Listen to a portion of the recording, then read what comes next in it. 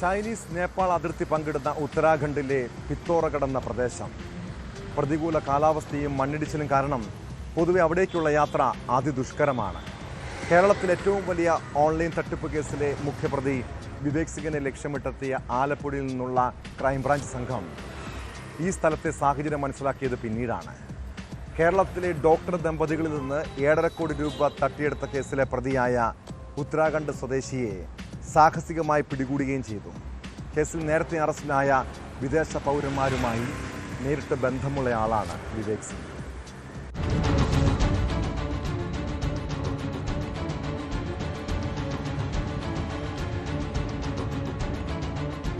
ഓഹരി വിപണിയിൽ അമിത ലാഭം വാഗ്ദാനം ചെയ്ത് ചേർത്തലയിലെ ഡോക്ടർ ദമ്പതികളിൽ നിന്ന് 7.5 കോടി തട്ടിയെടുത്ത കേസിലെ മുഖ്യപ്രതിയാണ് ആലപ്പുഴ ക്രൈംബ്രാഞ്ചിന്റെ പിടിയിലായത്. കേസിൽ ഗുജറാത്ത് പോലീസ് പിടികൂടിയ അന്താരാഷ്ട്ര കുറ്റവാളികളായ തായ്വാൻ സ്വദേശികളെ നേരത്തെ കേരള പോലീസ് കസ്റ്റഡിയിൽ വാങ്ങിയിരുന്നു. ഇവരുമായി നേരിട്ട് ബന്ധമുള്ള ആളാണ് പിടിയിലായ ഉത്തരാഖണ്ഡ് ബാഗേശ്വർ സ്വദേശി വിവേക് സിംഗ് പപ്പോല എന്ന 29-കാരൻ.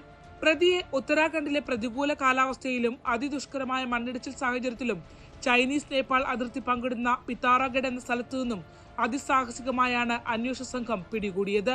ഓൺലൈൻ തട്ടിപ്പ് നടത്തുന്നതിനായി ജോലി ചെയ്ത മറ്റു പ്രതികൾക്ക് പ്രതിഫലം ക്രിപ്റ്റോ കറൻസിയായി ഇയാൾ നൽകിയതായും കണ്ടെത്താനായിട്ടുണ്ട്. കേസിൽ നേരത്തെ തായ്വാൻ സ്വദേശികളായ 2 പേർ ഉൾപ്പെടെ 13 പേർ പിടിയിലായിരുന്നു. പിത്തോറഗഡ് ചീഫ് ജുഡീഷ്യൽ മജിസ്ട്രേറ്റ് കോടതിയിൽ ഹാജരാക്കിയ പ്രതിയെ കേരളത്തിലേക്ക് കൊണ്ടുപോകുന്നത് തടയണമെന്നാവശ്യപ്പെട്ട് പ്രമുഖ അഭിഭാഷകരുടെ ഒരു നിര തന്നെ കോടതിയിൽ ഹാജരായി. സൈബർ തെളിവുകൾ അക്കമിട്ട് നിരത്തിയാണ് ക്രൈംബ്രാഞ്ച് സംഘം കേരളത്തിലേക്ക് പ്രതിയെ കൊണ്ടുവരാനുള്ള അനുകൂല വിധി സമ്പാദിച്ചത്.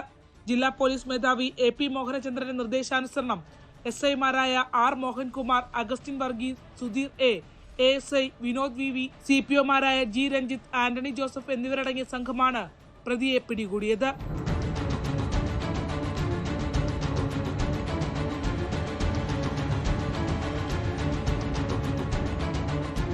ശരണ്യ സ്നേഹജൻ, News 18 ആലപ്പുഴ.